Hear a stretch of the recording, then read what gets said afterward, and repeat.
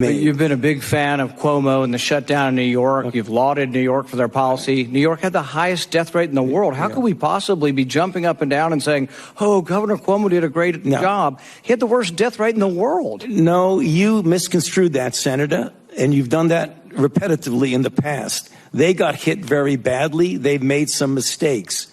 Right now, if you look at what's going on right now, the things that are going on in New York to get their test positivity 1% or less is because they are looking at the guidelines that we have put together from the task force of the 4 or 5 things of masks, social distancing, outdoors more than indoors, avoiding crowds, and washing hands. Or they've developed enough community immunity that they're no longer having the pandemic because they have enough immunity in New York City to actually stop. I challenge that, Senator, because I want to, please, sir, I would like to be able to do this because this happens with Senator Rand all the time. You were not listening to what the director of the CDC said, that in New York, it's about 22%. If you believe 22% is herd immunity, I believe you're alone in that.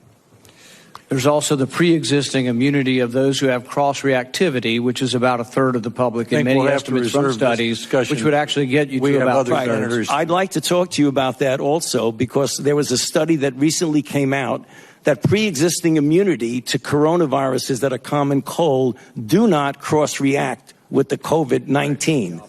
Nothing like watching a Republican try to be the authority on anything having to do with science. This is Rand Paul embarrassing himself in a confrontation with Dr. Fauci, the nation's premier immunologist, who's led the U.S. through a number of pandemics and through the HIV/AIDS epidemic in the 80s. It was only when Fauci was undermined by Trump, who is decidedly not a doctor and in fact stared directly into a solar eclipse, that suddenly the U.S. lost its ability to deal with an outbreak. Now, Rand Paul is falling over himself to attack New York, but the fact is that New York was hit first because of travel into the city, and it was hit when nothing was known about what was a novel coronavirus.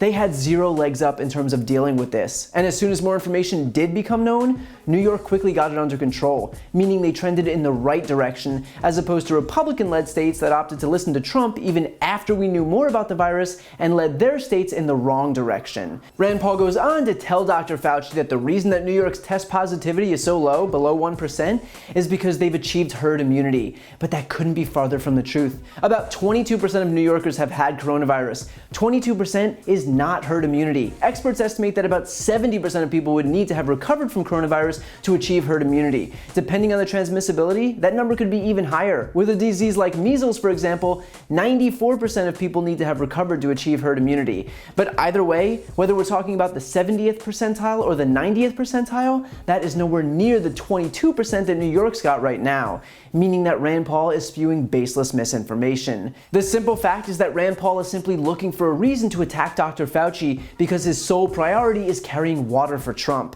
And Trump doesn't like Dr. Fauci because he tells the truth about the virus, and Trump's not interested in that. He's only interested in downplaying it. He's interested in painting a rosy picture so that he can protect the stock market and brag about it on the campaign trail. He's interested in his own re-election. And it's not just Dr. Fauci who Rand Paul is trying to attack on Trump's behalf. The reason he also goes after the city of New York is because Trump's priority here is pretending that blue states and Democratic governors have mismanaged the pandemic while Republicans have been the heroes in the story. But in reality, while it's true that blue states like New York and New Jersey were hit extremely hard in the beginning, they followed the guidelines to get the virus under control, and both New York and New Jersey both have 1% positivity rates now. In fact, if you look more broadly at the United States, the blue states have the lowest positivity rates. The top 10 lowest states in the country in order are Vermont, Maine, Massachusetts, New Hampshire, New York, Connecticut, Washington, D.C., Rhode Island, New Jersey, and New Mexico. All blue and all at or below 2%. The top 10 highest rates in the country are Arkansas, South Dakota, Idaho, Wisconsin, Kansas, Alabama, Utah, Nebraska, Florida, and Missouri.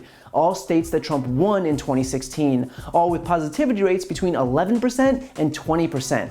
The unfortunate truth is that states that have played politics and followed Trump put their own citizens' lives at risk. There is immeasurable danger in what Rand Paul is doing. By attacking Dr. Fauci in deference to Trump, he's casting doubt on the one person whose advice is actually valuable here. He's validating Trump's partisan attacks, which only make Dr. Fauci's job even more difficult.